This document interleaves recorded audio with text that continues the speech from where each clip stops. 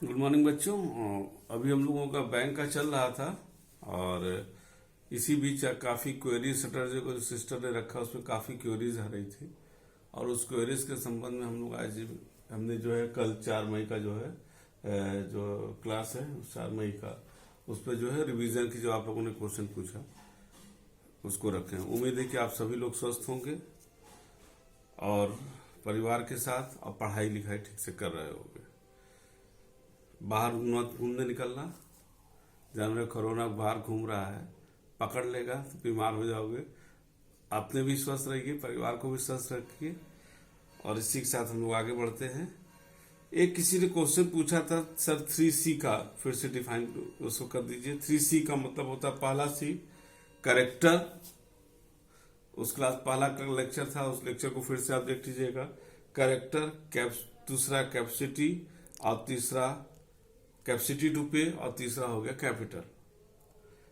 ये होता है कि अगर किसी को देना है तो 3 चीज अवश्य देखना चाहिए। करेक्टर का मतलब वो ईमानदार है कि नहीं है, सही व्यक्ति है कि नहीं है, ये बहुत जरूरी है। नहीं तो बहुत से लोग होते हैं पैसा भी है, पूंजी भी है, सब कुछ है, लेकिन वो देना नहीं चाहते, ईमानदार हैं, गड़बड़ है, उनकी आदतें गड़बड़ है, ये हो गया।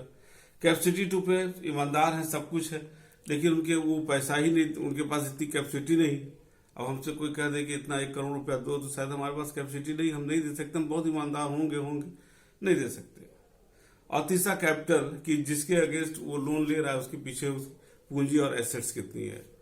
अब हम सोच कर जे हम बहुत ईमानदार हैं, हमारे पास कैपेसिटी टू पे नहीं है, कैपेसिटी टू पे भी है, सॉरी कैरेक्टर माने ईमानदार भी है, कैपेसिटी टू पे भी है।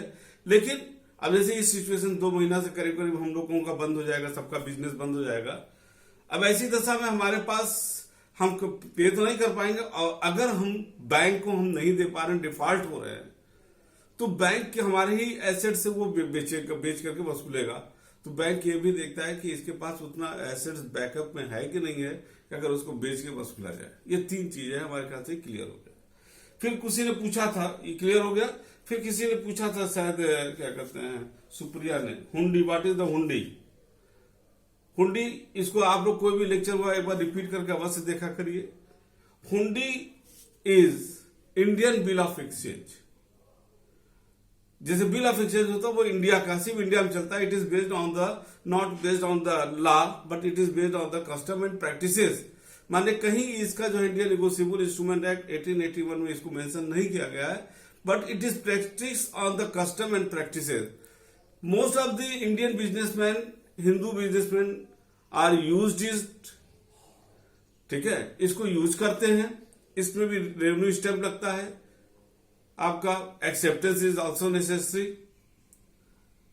इसमें जो है लिखने का तरीका होता है, इष्ट देवता को लिखते हैं। और इसमें जो है अमाउंट होता है वो जो, जैसे मान लीजिए 5,000 रुपया लिया गया, 5,000 रुपया लिया गया तो उसका 5,000 लिखेंगे, उसका आधा 2,500 लिखेंगे और उसका दुगुना 10,000 लिखेंगे। ये इंडिया में ही प्रैक्टिस में है और मोस्टली जो है इसको जो है मारवाड़ी भाषा में या किसी इंडियन लैंग्वेज भाषा में ही लिखा जाता है। ज्यादातर मारवाड़ी लोग इसको ज्यादा यूज करते हैं, इसलिए मारवाड़ी में भी लिखा जाता है। ये आपका हो गया तुम्हारा हुंडी। इसको बैंक डिस्काउंट नहीं करता जैसे बिल ऑफ एक्सचेंज करता, क्योंकि ये लॉ में मेंशन नहीं है। इसको जनरली जो इंडिजिनियस बैंकर होते हैं गाँव में वो इसको डिस्काउंट करते हैं। क्लियर हो गया ये। फिर किसी शिवांगी जायसवाल ने पूछा था सर काइंड्स ऑफ डिवेंचर नहीं समझ आया, और इकरा फातिमा ने पूछा है कि सर डिवेंचर और बॉन्ड में डिफरेंस नहीं समझ में आया। तो यहां पर बता दें आपको, debenture is the credit instrument issued by the joint stock company in the similar manner as the share are issued. But through the debenture holder who is purchasing the debenture or the debenture holder, they are the creditor. अगर वो खरीदते तो वो creditor हो जाते हैं, ठीक है। डिवेंचर के अगेंस्ट उनको इंटरेस्ट मिलता है। इंटरेस्ट इज द चार्ज, मतलब प्रॉफिट होगा तो प्रॉफिट हो या लॉस हो, उनको डिवेंचर पर इंटरेस्ट मिलेगा ही मिलेगा। इस पर लिखा भी रहता है, जैसे मान लीजिए कि जॉइंट स्टॉक कंपनी 10% डिवेंचर दे रहा है तो 10% लिखा रहेगा 10% डिवेंचर। और ये डिवेंचर जो रेट है वो सालाना होता है, लेकिन डिवेंचर पर इंटरेस्ट हर छमाही मिलता है। यानी कि सपोज कर लो कि एक जून में मिला तो 1 दिसंबर मिला। जैसे मान लीजिए कि 10,000 का आपने डिवेंचर लिया, 10% की दर से 1,000 रुपया हुआ, 1,000 रुपये जो है ये आपका 500 रुपया आपको मिल जाएगा एक छमाही, 500 रुपये मिल जाएगा एक छमाही। The debenture holder cannot participate in the annual general meeting because they are the only creditor of the joint stock company। जहां तक बॉन्ड के संदर्भ में बात है, मार्केट समझ में आ गया होगा। बॉन्ड और डिवेंचर में यह है कि डिवेंचर में इंटरेस्ट दिया जाता है, बॉन्ड में इंटरेस्ट नहीं दिया जाता है, बॉन्ड को डिस्काउंट में इशू किया जाता है। ये जो कुछ बच्चों ने पूछा, ये जो है डी के गोयल का जो सेकेंड पार्ट है ज्वाइंट स्टॉक कंपनी का, अभी आप पार्टनरशिप पढ़ रहे होगे सेकेंड ईयर में, इसके बाद एक किताब और मिलता है डीके गोयल का उसका जिसमें ज्वाइंट स्टॉक कंपनी, उसमें जो डिवेंचर चैप्टर है वहां जाकर के आप डिवेंचर और बॉन्ड आपको मिलेगा। तो डिवेंचर और बॉन्ड में डिवेंचर आपका रेट ऑफ इंटरेस्ट पर होता है, 10,000 का है तो उसमें दे दिया है कि आपको हम इतना इतना देंगे। बॉन्ड जो होता है उस पर उसका सर्टिफिकेट वैल्यू, इसको आप फिर से बॉन्ड वाला चैप्टर खोल के पढ़ सुन लीजिएगा। मान लीजिए 10,000 का बॉन्ड है, 5 साल बाद इशू किया जाना है, 5 साल बाद उसका पेमेंट होना है, तो 10,000 का बॉन्ड है तो सर्टिफिकेट पर 10,000 लिखा रहेगा, लेकिन आज वो इशू कर रहा है 8,000 का। इसको कहते हैं डीप डिस्काउंट बॉन्ड, कि काफी डिस्काउंट पर इशू किया जा रहा है। तो 8,000 आपको देना है और 10,000 इशू किया गया, रेट ऑफ इंटरेस्ट नहीं दिया जाएगा। That 2,000, the difference of the 2,000 will be treated as the income, चाहे आइदर एनी वे आप समझ लो, उसको आपको वो होता है, इसको कहते हैं बॉन्ड। तो डीके गोयल की कहीं से किताब मिलेगा तो उसमें फिर से हम रिपीट कर रहे हैं, डीके गोयल का जो ज्वाइंट स्टॉक कंपनी वाला पार्ट होता है जिसमें कंपनी अकाउंट है, उसमें डिवेंचर वाले चैप्टर में बॉन्ड और उसका मिलेगा। जहां तक काइंड्स ऑफ डिवेंचर की बात है उसको हम हल्का सा फिर से रिपीट कर दे रहे हैं। काइंड्स ऑफ डिवेंचर में एक होता है रजिस्टर्ड, एक होता है बेयरर। रजिस्टर्ड का मतलब होता है वो डिवेंचर जिसका होल्डर का नाम ज्वाइंट स्टॉक कंपनी के रजिस्टर में लिखा है। ऐसी दशा में ज्वाइंट स्टॉक कंपनी अगर जो इंटरेस्ट आता है उसको इंटरेस्ट वो डायरेक्ट भेजता है। बेयरर का मतलब होता है नाम नहीं लिखा हुआ है, सिर्फ आपको दे दिया गया है, name are not mention in the register of the joint stock company. अब यहां क्वेश्चन होता है तो इंटरेस्ट कैसे मिलता है? ऐसे डिवेंचर पर जो है आपका कूपन लगा होता है।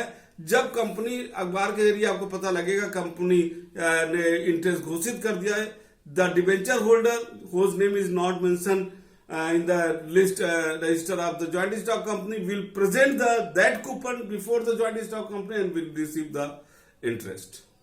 ये हो गया रजिस्टर्ड एंड बेयरर। दूसरा सिंपल और naked, these are those debenture which are not secured. अब देखिए एक सिक्योर्ड हो गया और सिंपल और नेकेड का मतलब होता है नॉट सिक्योर्ड। सिक्योर्ड का मतलब होता है जब डिवेंचर इशू किया जाता है उसके अगेंस्ट जो है कोई एसेट्स को मॉर्गेज किया जाता है, ताकि अगर कोई certain case joint stock company उसको पैसा वापस नहीं कर पा रहा है तो वो फाइनेंशियल इंस्टीट्यूशन जहां पर उसने अपना एसेट्स को मॉर्गेज किया वो एसेट्स को ज्वाइंट स्टॉक कंपनी बेच करके डिवेंचर होल्डर का पैसा वापस कर देगी। दैट इज द मॉर्गेज या सिक्योर्ड डिवेंचर। नॉट सिक्योर्ड जिसको हम लोग सिंपल और नेकेड डिवेंचर बोलते हैं, उसका मतलब होता है कोई एसेट्स मॉर्गेज नहीं किया गया। तीसरा है रिडीमेबल और इरिडीमेबल। रिडीमेबल का मतलब आफ्टर सर्टेन पीरियड वो पैसा ज्वाइंट स्टॉक कंपनी आपको वापस कर देगा, दैट इज रिडीमेबल। और नॉट इरिडीमेबल का मतलब होता है वो पैसा वापस नहीं करेगा और आपको सिर्फ इंटरेस्ट देगा। कन्वर्टेबल और नॉन कन्वर्टेबल डिवेंचर का मतलब होता है, कन्वर्टेबल का मतलब होता है आपका कि वो अगले सुपीरियर सिक्योरिटी में आपको कन्वर्ट कर दे। सुपीरियर सिक्योरिटी का मतलब डिवेंचर का शेयर में कन्वर्ट कर देगा, इसको कहते हैं कन्वर्टेबल डिवेंचर। और नॉन कन्वर्टेबल डिवेंचर का मतलब होता है उसको किसी भी प्रकार का ये सुविधा उपलब्ध नहीं है। हमारे ख्याल से ये भी क्लियर हो गया होगा। एक छोटा सा पॉइंट जो इनका फातिमा ने पूछा भी है और वो है that is the treasury bill. हमारे ख्याल से डिवेंचर बॉन्ड भी हो गया, ट्रेजरी बिल। ट्रेजरी बिल के संदर्भ में बता दें हम, treasury bill issued by the क्या कहते हैं आपका रिजर्व बैंक ऑफ इंडिया, ठीक है ना, गवर्नमेंट की तरफ से reserve bank of India issue करता है। और इसमें एक करेक्शन भी हमने बाद में नोट भी कराया था, गलती से हमने उसमें बोल दिया था कि जो भी एक होता है 91 डेज का और दूसरा होता है 122 डेज का, उसमें हमने 182 डेज का होता है, और पिछले लेक्चर में हमने 122 डेज बोल दिया था। ध्यान देना, 122 यानी 120 डेज नहीं, 182 डेज का होता है। और तीसरा होता है, तीसरा जो इशू किया जाता है 364 यानी एक साल के अंदर। ये गवर्नमेंट की तरफ से इशू किया जाता है। क्यों इशू किया जाता है, क्या है, ये हम जो है पूरा डिटेल आपको समझा चुके हैं। फिर किसी ने इनका हुई ने जो है पूछा था function of the bank. Function of the bank बहुत डिटेल बेटा, इसको आप फिर से पढ़ लीजिएगा, हम मोटा मोटा फिर से बता दे रहे हैं। फंक्शन ऑफ द फंड का मतलब होता है यहां पर है कि बैंक क्या काम करता है। प्राइमरी फंक्शन में होता है, हमने 2 लेक्चर में बताया है जो इसमें चल रहा है एक बैंक का, उसमें भी और पहले वाले में भी, क्रेडिट वाले में भी इसको है, हमने कई बार में इसको बताया है। फंक्शन ऑफ बैंक में एक होता है प्राइमरी फंक्शन, जिसको 2 भागों में बांटोगे। डिपॉजिट, बैंक का काम क्या होता है, to deposit the money and to lend the money, ये बैंक मूलतः करता है। Bank are the in business, किसके बिजनेस में, मनी के बिजनेस में। तो डिपॉजिट में बैंकर आता है और फिर बैंक अपने रिस्क पर उस पैसे को लोगों को उधार देता है, ये हमने उसको डिटेल बताया था। फिर उसके बाद सेकेंडरी फंक्शन होता है, एजेंसी फंक्शन होता है। एजेंसी फंक्शन में bank on behalf of the customer so many works are doing, आपके तरफ से वो बैंक ड्राफ्ट बनवा करके दूसरे जगह भेजता है, आपकी तरफ से वो लेटर ऑफ क्रेडिट भी बना करके देता है, आपके तरफ से वो दूसरे कस्टमर का इंफॉर्मेशन या सर्टिफिकेट में आपको देता है, आपके तरफ से वो बहुत से काम होता है, आपके तरफ से वो ऑन डायरेक्ट अकाउंट से पेमेंट किसी को देता है, आपके तरफ से अकाउंट में आपसे पैसा लेता भी है। लॉकर की सुविधा है, आपका वैल्यूएबल अमाउंट भी उसमें वो रखता है। इस तरह से बैंक एक बहुत वाइड टर्म में काम करता है। इसको फिर से ये लेक्चर आप सुन लीजिएगा, तो इसको क्योंकि बहुत फिर से लेने का मतलब है कि पूरा का सेशन इसमें चला जाए, 2 क्लास हो जाएगा, वो संभव नहीं है। इसको ये कर लीजिएगा। हमारे ख्याल से क्लियर हो गया होगा। और कोई पॉइंट इसमें मेरा जहां तक है ये नहीं है। हमारे ख्याल से जितना आप लोगों ने पूछा था उसको मैंने बता दिया है। तो उसमें करेक्शन ट्रेजरी बिल में आप लोग नोट किए होंगे कि 182 days in place of 122 days, आप इसको लिख लीजिएगा। उसमें हम तुरंत हमने करेक्शन किया भी था नीचे उसको उस लेक्चर में, ठीक है ना। और एक जो समस्या आ रहा है कि साहब बुक नहीं है, बेटा बुक मार्केट में आ चुका है, स्टेशनरी दुकान खुल रहा है, आप स्टेशनरी दुकान से जाकर के उसको खरीद लीजिए, और ताकि और नहीं तो ऑनलाइन मंगवा लीजिए। किताब होना जरूरी है, नहीं तो पढ़ाई में मजा भी नहीं आएगा, ठीक है। अब एक चीज हम और बोलेंगे कि जैसे जब हम देख रहे हैं कि जो जिस दिन क्लास होता है, टर्न होता है, वो क्या कहते हैं व्यूज नहीं आ पाता है। देखिए ये तो बात है कि क्लास के पढ़ाई इस पे अंतर है, लेकिन आज हम लोग के सामने मजबूरी है इस क्लास को पढ़ना, और इस तो छुट्टी है, आप लोग इस क्लास को जरूर देखिए। नहीं देखने से आपका ही नुकसान है, स्कूल या हमारा नुकसान नहीं, आपका ही नुकसान है। इसको क्लास को देखिए और रोज देखिए, सब लोग देखिए, और अपने फ्रेंड से कहिए इसको क्लास को देखे। इसको क्लास ना देखना आप अपना ही नुकसान करोगे।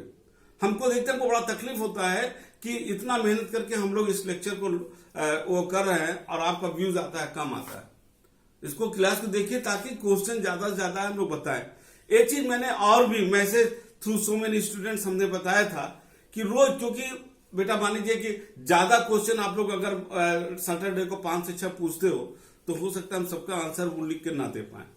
इसीलिए मेरा एक अनुरोध मैंने किया भी था कि कोई भी स्टूडेंट वो 3 से 4 चाहे तो वो क्वेश्चन वो पूछ सकता है रोज हमारे मोबाइल पर। हम उसको वो सुविधा देते हैं अपने तरफ से, क्योंकि स्कूल के तरफ से एक तो मिला है, उस पर भी आप पूछ सकते हो। और रोज अगर आपके पास नंबर है 3 से 4 जो भी 3 से 4 हम आपको देते हैं, संडे छोड़ करके 3 से 4 आप हमको मोबाइल पर हमसे क्वेश्चन पूछ लोगे, हम आपको बता देंगे। बाकी तो ये सिस्टर की तरफ से जो सैटरडे का क्लास है वो 5 से 6 वो आपको मिलता ही है, ये आप इसको करिए, ठीक है ना। हमारे ख्याल से अब कुछ अब जहां तक हो गया है वो सब आपको ये हो गया। ये प्रॉब्लम सॉल्विंग सेशन था।